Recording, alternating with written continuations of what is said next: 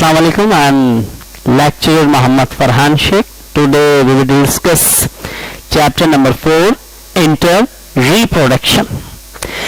This is my third lecture on this chapter, life cycle of angiospermic plant. इससे पहले हमने discuss किया था कि cyclic reproduction in flowering plant.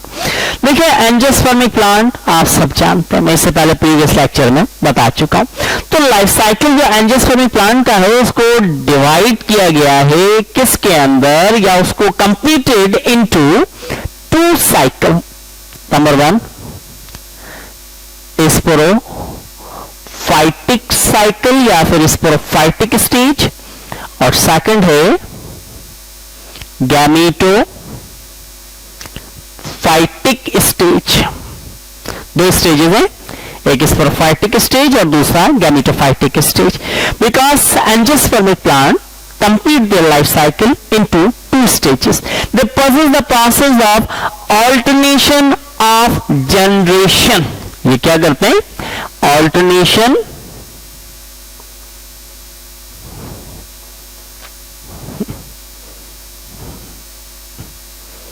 of generation. Alternation देखिए word निकला है किससे? Alter से. Alter की मीनिंग क्या है? चेंज. किसको चेंज करना? जनरेशन को. स्पोरोफाइट से गैमेटोफाइट, गैमेटोफाइट से स्पोरोफाइट. याद रखिएगा कि इनके अंदर जो डोमिनेंट है वो स्पोरोफाइटिक स्टेज डोमिनेंट है. क्यों हम डोमिनेंट क्यों कहते हैं? देखिए डोमिनेंट इसलिए कहा जाता है कि जिस प्लांट में अगर फर्स्ट स्टेज स्पोरोफाइटिक है तो वो डोमिनेंट हो गई, और सेकंड गैमेटोफाइट है. बास प्लांट के अंदर फर्स्ट स्टेज क्या होती है? गैमेटोफाइटिक. जैसे ब्राफाइट्स के अंदर, ब्राफाइट्स का लाइफ साइकिल गैमेटोफाइट से शुरू होता है, स्पोरोफाइट पे वाइंड अप होता है. तो हम कहते हैं कि gametophytic generation in bryophytic plant is a dominant. But in angiospermic flowering plants, higher plants, their life cycle started from the sporophytic stage and completed to gametophytic stage. So the sporophytic stage is a dominant in angiospermic plant. देखिए sporophytic stage के अंदर क्या होगा? Formation of microspore. देखें, they are formed in the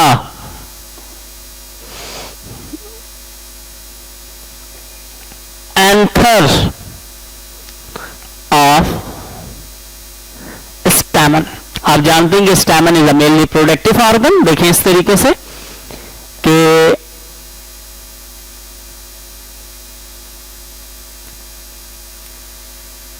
this is a stamen. ये इसका क्या है? फिलामेंट. ये इसका क्या है? एंथर. और ये क्या है? कनेक्टिव. कनेक्टिव बेसिकली कहते हैं कि इसको the point where anther attach with filament is called connective. कि वो पॉइंट जहां पे देखें एंथर फिलामेंट से कनेक्टेड होगा, जुड़ेगा, उसको हम किसका नाम देते हैं? कनेक्टिव का नाम देते हैं. अच्छा, एंथर के इस वक्त कितने चैम्बर्स हैं? यहाँ पे 2 चैम्बर्स हैं. तो 2 को हम क्या कहते हैं? बाय. और चैम्बर्स को हम क्या नाम देते हैं? लॉब्स. तो बाय मीन्स 2 और लॉब्स मीन्स क्या है? चैम्बर्स. कितने चैम्बर्स हो गए? 2 चैम्बर्स हो गए. अच्छा, अगर इस एंथर को अंडर द इलेक्ट्रॉन माइक्रोस्कोप देखें हम, तो आपको कुछ इसका स्ट्रक्चर जो है ना, कुछ इस टाइप का स्ट्रक्चर नजर आएगा. देखें, क्योंकि मेन प्लांट बॉडी क्या होती है एंजियोस्पर्मिक प्लांट की? स्पोरोफाइट होती है. स्पोरोफाइटिक प्लांट जो है वो क्या होता है? डैप्लॉइड. डैप्लॉइड प्लांट होता है. तो देखिए ये एंथर को अंडर द इलेक्ट्रॉन माइक्रोस्कोप देखें तो ये इसका क्या है? माइक्रो स्पोरेंजियम या माइक्रो स्पोरोफाइल. सॉरी, मेरी मिस्टेक. Micro sporophyll. अब माइक्रो स्पोरोफाइल के अंदर एक चैम्बर और है जिसको हम नाम देते हैं माइक्रो स्पोरेंजियम. और माइक्रोस्पोरेंजियम के अंदर मियासिस होगा और मियासिस से क्या बनेंगे? माइक्रोस्पोर्स. माइक्रोस्पोर्स। तो ये माइक्रोस्पोर्स क्या है, मियोसिस से बने तो हैप्लॉइड माइक्रोस्पोर्स है, हैप्लॉइड माइक्रोस्पोर्स। देखिए एंजियोस्पर्मिक प्लांट का जो माइक्रोस्पोर होगा, देखें वो इस तरीके का होगा, यानी कि दो लेयर्स होंगे। आउटर लेयर क्या है, एक्साइन, इनर लेयर एंटाइन, ये इसका हैप्लॉइड न्यूक्लियस क्योंकि ये मियोसिस करके बने, और दिस इज अ साइटोप्लाज्म। ये क्या है, साइटोप्लाज्म है। तो देखें यहां पर तो फॉर्मेशन हुई किसकी, माइक्रोस्पोर्स की, और माइक्रोस्पोर्स की फॉर्मेशन के थ्रू, माइक्रोस्पोर की फॉर्मेशन मियोसिस के थ्रू हुई। तो ये हमने स्पोरोफाइटिक स्टेज में फॉर्मेशन ऑफ माइक्रोस्पोर को डिस्कस किया। अब हम आगे देखते हैं इसके अंदर formation of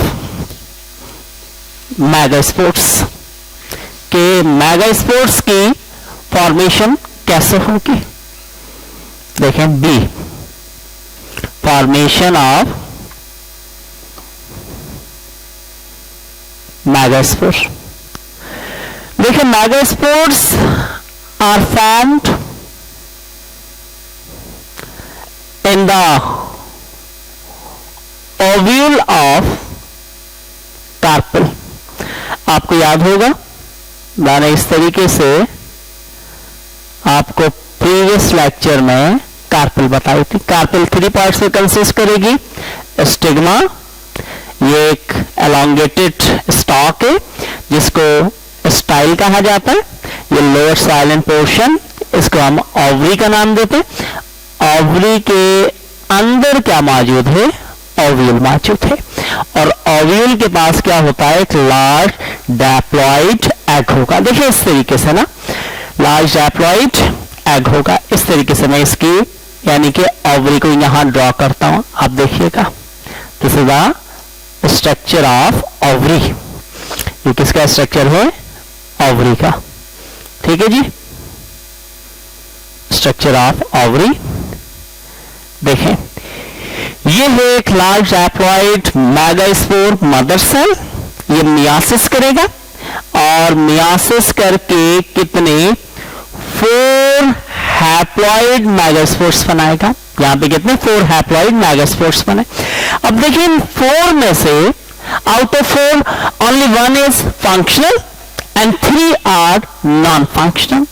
so non functional are degenerate, क्योंकि आप जानते हैं, आपको पता है कि देखिए तमाम जाकर के फर्टिलाइजेशन करने की कैपेबिलिटी नहीं रखते। बने कितने हैं, 3 4। भाई ये डैप्लॉइड मेगास्पोर मदर सेल था, अभी मैंने बताया, उसने मियोसिस करा और कितने 4 हैप्लॉइड मेगास्पोर्स की फॉर्मेशन की।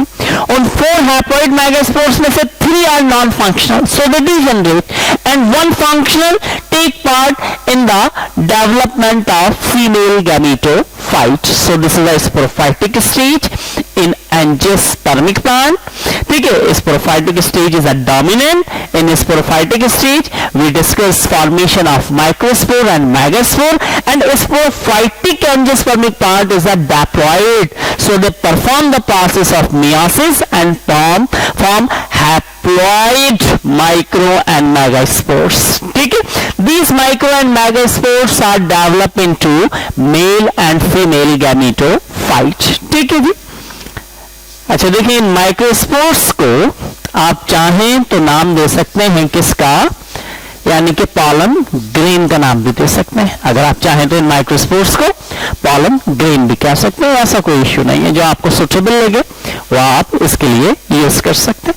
अभी देखिए हम डिस्कस करते हैं सेकंड स्टेज, गैमेटोफाइटिक स्टेज। कि गैमेटोफाइटिक स्टेज क्या होगी।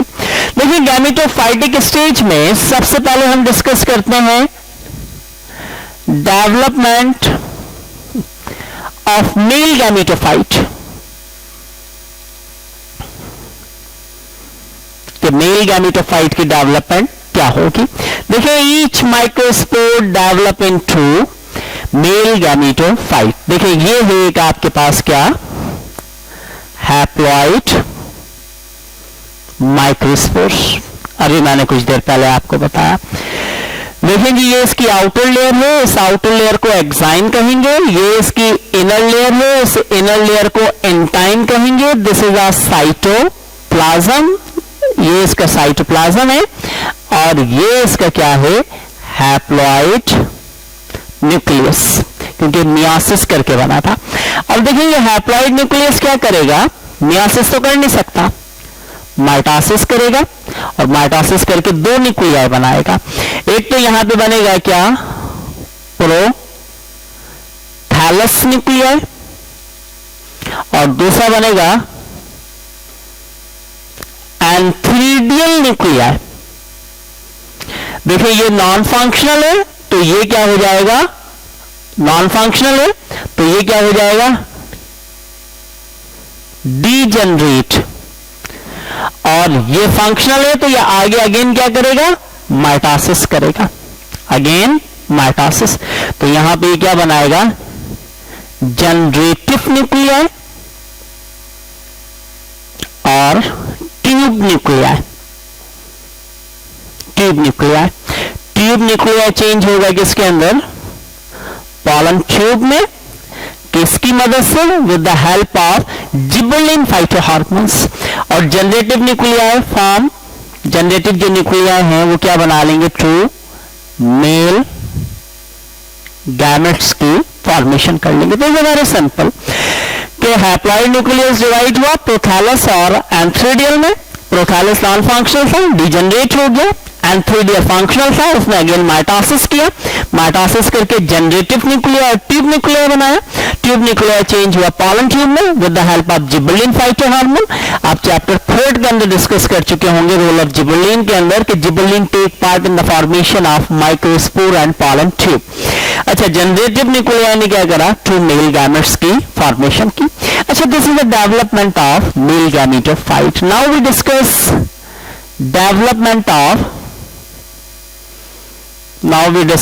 development of female gametophyte. आज हम डिस्कस करेंगे किसकी, फीमेल गैमेटोफाइट की डेवलपमेंट को। देखें यहां पे सेकंड गैमेटोफाइटिक स्टेज में कि इस तरीके से ना, अभी मैंने आपको डायग्राम शो किया था, देखें देखें ये है ओवरी का पोर्शन ना, ये क्या है, ये जो आपको नजर आ रही है ना, ऐसे ये है इंटीग्यूमेंट्स, ठीक है। और ये जो एरिया नजर आ रहा है, ये एरिया, ये है न्यूक्लियस एम्ब्रियोसाइट भी कह सकते हैं। अच्छा, ये यहां पे एक स्मॉल पोर होता है जिसको हम नाम देते हैं किसका, माइक्रोपाइल का। और यहां पर ये क्या था, एक हैप्लॉइड मैगास्पोर जो मियासिस करके बना था, ठीक है।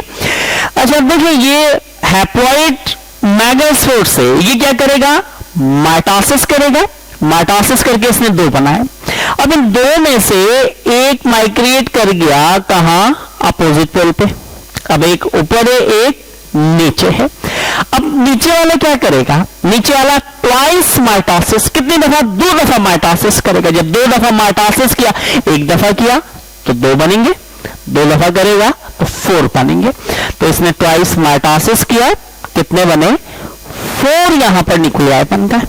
नीचे वाले ने ट्वाइस माइटोसिस किया तो ऊपर वाले ने भी क्या किया, ट्वाइस माइटोसिस किया, 4 बनता है, ठीक है। अच्छा, अब एक यहां से माइग्रेट होगा, centre of the embryo sac में आएगा, और एक ऊपर से माइग्रेट होगा और यहां पे आ जाएगा इस तरीके से। तो देखिए यहां पे कितने न्यूक्लियाई आ गए, 2। इन 2 न्यूक्लियाई को हम किसका नाम देते हैं, सेकेंडरी न्यूक्लियाई या न्यूक्लियस का नाम देते हैं। ये ऊपर वाले 3 क्या हैं, एंटीपोडल न्यूक्लियाई। और देखिए इनकी सेटिंग कुछ ही होती है कि ये एग होता है और ये यहां पर क्या होता है, सनर्जिट। ये जो लेफ्ट और राइट, ये दो क्या है, सनर्जिट न्यूक्लियाई। और उसके बाद ये जो है, ये क्या है, एग है आपके पास, ये क्या है, एग है।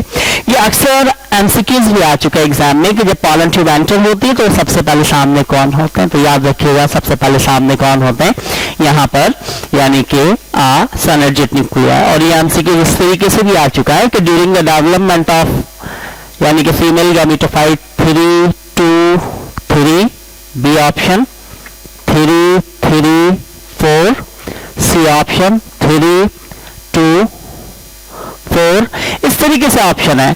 तो देखिए न्यूक्लियस की जो डेवलपमेंट ऑफ फीमेल गैमेटोफाइट में अरेंजमेंट होती है 3 2 3, ये होगी अरेंजमेंट। और इसके अंदर से ये वाला ऑप्शन कब होता है, जब इसके अंदर पॉलन ट्यूब एंटर होती, 2 मेल के गैमेट्स। मैं बताता हूं आपको। तो इस वक्त जो इसका ऑप्शन राइट है वो क्या है, ये ऑप्शन राइट है, न्यूक्लियस की अरेंजमेंट ये होगी। एमसीक्यूज भी आ सकते। देखिए शायद अब आप समझ आए, ये बेसिकली मैंने बनाया क्या था, देखिएगा इस तरीके से। Now it's clear. देखें, this is a stigma style ovary. अब देखिए जी इसके अंदर क्या होगा कि इसके अंदर यहां पर इस तरीके से कौन एंटर होगा, पॉलन ट्यूब। देखिए स्टिग्मा से होती हुई, स्टाइल से होती हुई, न्यूसिलस से होती हुई, ये पॉलन ट्यूब जो है ये माइक्रोपाइल के थ्रू क्या हो गई, अंदर एंटर हो गई। इसमें कितने मेल गैमेट्स आ रहे थे, 2 मेल गैमेट्स आ रहे थे। माइक्रोपाइल के थ्रू एंटर हुई, बर्स्ट हुई, यहां पर बर्स्ट हुई, तो यहां कितने मेल गैमेट्स रिलीज हुए, 2 में से कोई एक। क्योंकि देखिए मेल गैमेट्स के ऊपर कौन सा चार्ज है, नेगेटिव। हमेशा याद रखिएगा कि मेल के ऊपर नेगेटिव चार्ज होता है और फीमेल गैमेट्स के पास कौन सा चार्ज होता है, पॉजिटिव चार्ज होता है। ठीक है, तो अब देखिए दोनों में से कोई एक, फोर्स ऑफ अट्रैक्शन डेवलप हुई, इनमें से ये एक फ्यूज हो गया, ये एक फ्यूज हुआ। तो अब ये एक्ट तो नहीं रहा, ये फ्यूज हो गया। यहां पे क्या बन गई, जाइगोट। ये जो जाइगोट है ये जाकर के चेंज हो जाएगी किसके अंदर, एम्ब्रियो के अंदर। अब ये एक मेल गैमेट बचा, ये यहां से मूव करा और यहां centre of the embryo sac में आ गया। अब देखिए इसके ऊपर नेगेटिव चार्ज था, इन दोनों के ऊपर कौन से चार्ज थे, पॉजिटिव चार्ज थे। तो फोर्स ऑफ अट्रैक्शन डेवलप हुई, ये फ्यूज होगा यहां पर।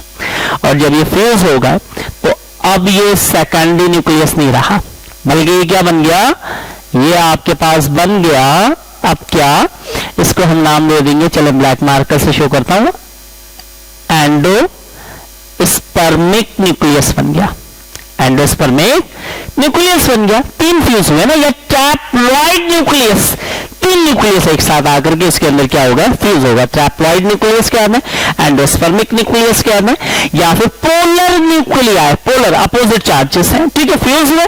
अच्छा, इनके फ्यूज होने के बाद अब क्या होगा कि यहां पर आएगा एक phyto hormone auxin, naturally auxin आएगा। अच्छा देखिए ये ऑक्सिन आया, ऑक्सिन ने आके एंडोस्पर्मिक न्यूक्लियस के ऊपर किसको स्टोर करा दिया, स्टार्च को। अच्छा स्टार्च स्टोर हुई, तो स्टार्च स्टोर होने से क्या हुआ, इस एंडोस्पर्मिक न्यूक्लियस का साइज इंक्रीज हो गया। जब इसका साइज इंक्रीज हुआ, ऑक्सिन ने स्टार्च स्टोर करवाया, इतना स्टोर करवाया कि यहां पर ये जो आपके पास, चले मैं इसको एम्ब्रियो नहीं कहता हूं, इसको मैं नाम दे देता हूं कि इसका सीट का, ये जाइगोट थी, जाइगोट सीट में चेंज हुई। इतना इसका साइज इंक्रीज किया कि ये जो यहां पे जाइगोट से सीट बना था वो क्या एम्ब्रियो बना था, एम्ब्रियो भी कह सकते हैं, इट्स ओके, लेकिन सीट बेहतर है। वो कहां चला गया, इस स्टार्च के अंदर चला गया।